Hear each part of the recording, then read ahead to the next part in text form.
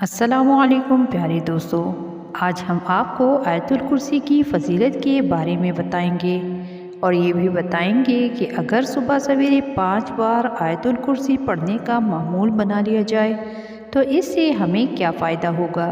تو میرے دوستو، ایک شخص نے عرض کیا کہ یا رسول اللہ صلی اللہ علیہ وآلہ وسلم، مجھے ایسی چیز بتائیں کہ مجھے اس سے نفع ہو۔ فرمایا، آیت الکرسی پڑھا کر نگہبانی کرے گا اللہ تیرے اور تیرے اولاد کی، اور نگاہ رکھے گا تیرے گھر پر، یہاں تک کہ تیرے ہمسائے اور ان کے گھر بھی اللہ کی حفاظت میں ہوں گے۔ حضور اکرم صلی اللہ علیہ وآلہ وسلم کا ارشاد ہے کہ جو شخص ہر فرض نماز کے بعد ایک بار آیت الکرسی ہمیشہ پڑھتا رہا، جنت اس پر واجب کی گئی۔ جنت اور اس کے درمیان سوائے موت کے کوئی چیز حائل نہ ہوگی۔ ایک شخص نے نبی کریم صلی اللہ علیہ وآلہ وسلم سے عرض کیا کہ یا رسول اللہ صلی اللہ علیہ وآلہ وسلم، میرے گھر میں خیر و برکت نہیں۔ آپ صلی اللہ علیہ وآلہ وسلم نے ارشاد فرمایا کہ تم آیت الکرسی کیوں نہیں پڑھتے؟ آیت الکرسی کے بارے میں اور بھی کئی احادیث مبارکہ ہیں جن سے ظاہر ہوتا ہے کہ اس میں بہت سے خواص اور برکات ہیں۔ حضرت ابو ہریرہ رضی اللہ عنہ فرماتے ہیں کہ حضور نبی کریم صلی اللہ علیہ وآلہ وسلم نے صدقہ فطر کی حفاظت کا کام میرے سپرد فرمایا۔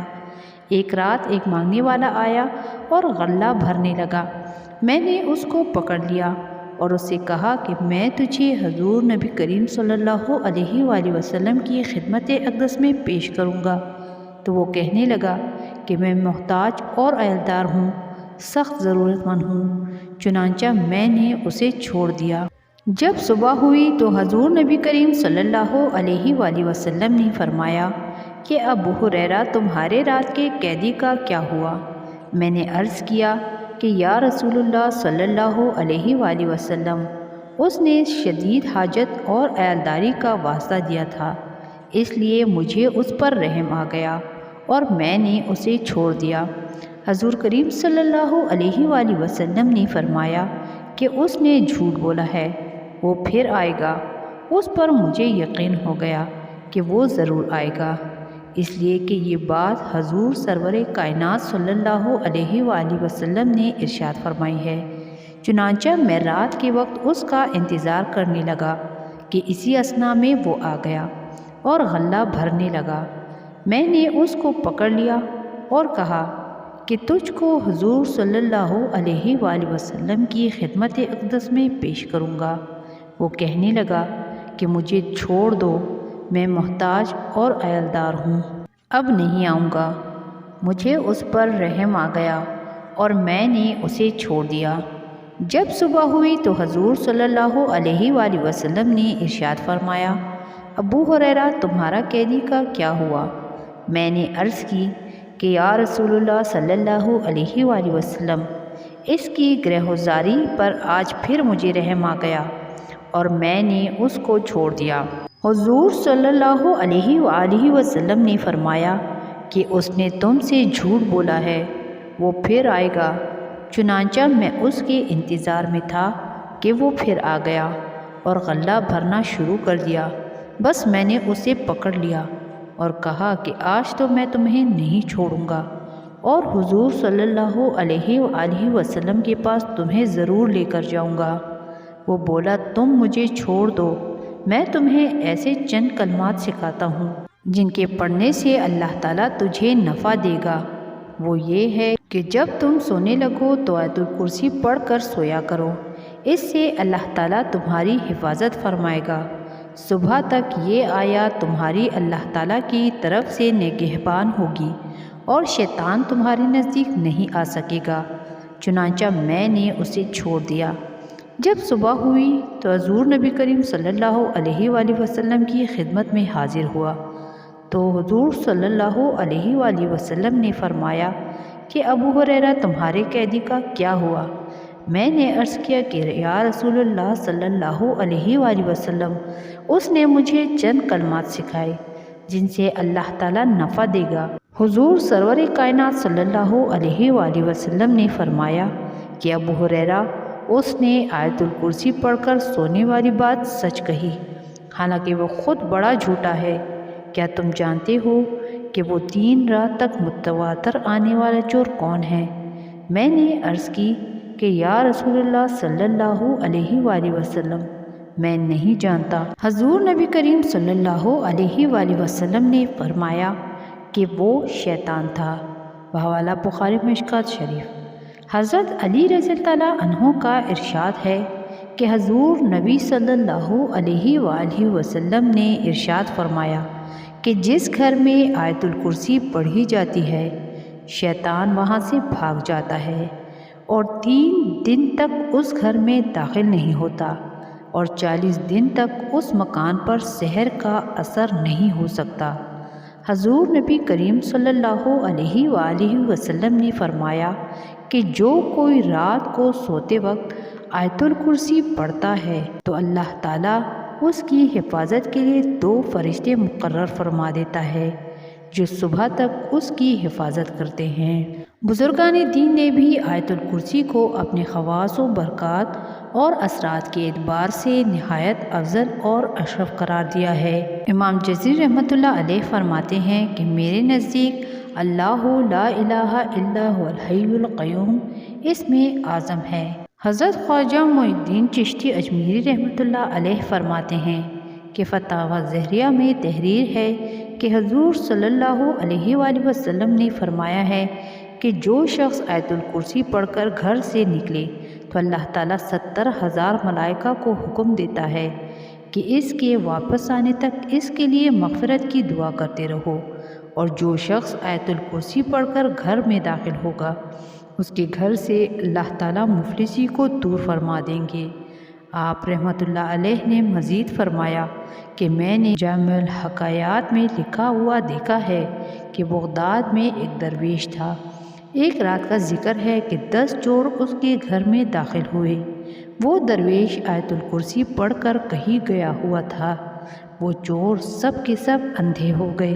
جب وہ درویش اپنے گھر آیا تو ان لوگوں کو دیکھ کر پوچھا کہ تم لوگ کون ہو اور کیوں آئے ہو؟ انہوں نے کہا کہ ہم چور ہیں، چوری کرنے آئے تھے، آپ ہمارے لیے دعا فرمائیے ہماری بینائی واپس آ جائے، ہم اس کام سے توبہ کرتے ہیں اور آپ کے سامنے اسلام قبول کرتے ہیں۔ وہ درویش مسکرائے اور کہا کہ اللہ تعالیٰ کے حکم سے آنکھیں کھولو۔ سب کی آنکھیں کھل گئیں اور وہ بینا ہو گئے۔ سب نے اسی وقت توبہ کی اور مسلمان ہو گئے۔ حضرت بابا فرید گنج شکر رحمۃ اللہ علیہ نے آیت الکرسی کی فضیلت بیان کرتے ہوئے ارشاد فرمایا ہے کہ جس دن آیت الکرسی نازل ہوئی تو 70,000 فرشتے اس کے ارد گرد تھے۔ حضرت جبرائیل علیہ السلام حضور نبی کریم صلی اللہ علیہ وآلہ وسلم کی خدمت اقدس میں حاضر ہوئے اور کہا، لیجئے۔ حضور نبی صلی اللہ علیہ وآلہ وسلم نے بڑے اعزاز و اکرام سے اسے لے لیا۔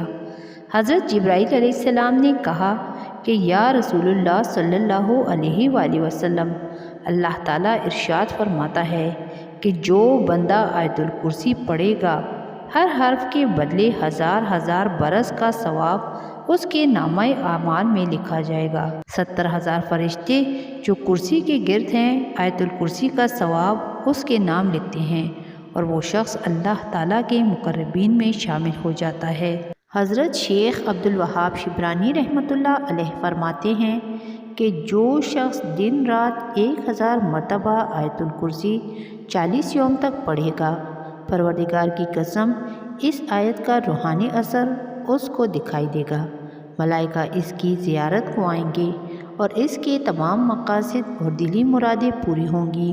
دوستو، زندگی کا تجربہ یہ بتاتا ہے کہ اللہ تعالیٰ کی مدد جیسی کوئی مدد نہیں۔ مشکل سے مشکل صورتحال اچانک اپنا رخ بدلنے لگتی ہیں، غیب سے اسباب پیدا ہو جاتے ہیں۔ بعض اوقات دماغ میں کوئی ایسی بات آ جاتی ہے کہ انسان محسوس کرتا ہے کہ یہ اس کے لیے عالم غیب سے رہنمائی ہوئی ہے۔ بعض اوقات ایسی جگہ سے مدد پہنچتی ہے جو انسان کے تصور میں بھی نہیں ہوتا، لیکن یہ سب اسی وقت ممکن ہے کہ جب آپ کو اللہ تبارک و تعالیٰ پر کامل بھروسہ ہو، دنیاوی کاموں کے لیے دنیاوی اسباب اختیار کرنا اور جائز طریقوں سے ہر ممکن کوشش کرنا ضروری ہے، بلکہ ایسا کرنا اسلامی نقطہ نظر سے فرض ہے۔ لیکن کوششوں کا انجام اللہ تعالیٰ کے ہاتھ میں ہے، وہ چاہے تو بعض اوقات معمولی کوشش بھی برابر ثابت ہوتی ہے اور نہ چاہے تو انتہائی جدوجہد بھی رائگاں جاتی ہے۔ اس لیے ہر حال میں اللہ تبارک و تعالیٰ سے مدد کا طلبگار رہنا چاہیے، کیونکہ اللہ تعالیٰ ہی حقیقی کارساز ہے۔ میرے پیارے دوستو، خود سوچیں کہ یہ تو ایک آیت الکرسی ہے جس کے پڑھنے کا اتنا اجر ہے، تو سوچیں کہ پورا قرآن پڑھنے کی کتنی فضیلت ہوگی۔ تو دوستو، قرآن کو پڑھیے، سمجھیے، اس پر عمل کیجیے، یہی کامیابی ہے۔ آپ کو پڑھنے سمجھنے میں دقت ہو تو علماء کرام سے رابطہ کیجیے، اسے دل لگا کر سیکھیے، کیونکہ قبر کی ان سختیوں اور آخرت کے ان مراحل میں کوئی دنیاوی ڈگریاں کام نہیں آئیں گی۔ اگر کوئی چیز کام آئے گی تو وہ قرآن کا سیکھنا، سکھانا اور اس پر عمل پیرا ہونا ہے۔ اللہ تعالیٰ سے دعا ہے کہ ہمیں قرآن کو سمجھنے کی توفیق عطا فرمائے اور اس کو ہمارے لیے حجت بنائے۔ آمین ثم آمین۔ آخر میں میرے دوستو، آپ سے وہی گزارش ہے کہ اگر آپ نے ابھی تک ہمارا چینل سبسکرائب نہیں کیا تو آپ ہمارے چینل ویمنس انسائیکلوپیڈیا کو ضرور سبسکرائب کر لیں اور ساتھ ہی لگے بیل کے بٹن کو بھی پریس کر لیں تاکہ آپ کو ہمارے آنے والی ہر ایک ویڈیو کا نوٹیفیکیشن ساتھ ساتھ موصول ہوتا رہے۔ اس ویڈیو کو شیئر کرنا مت بھولیے گا۔ جزاک اللہ خیرا کثیرا۔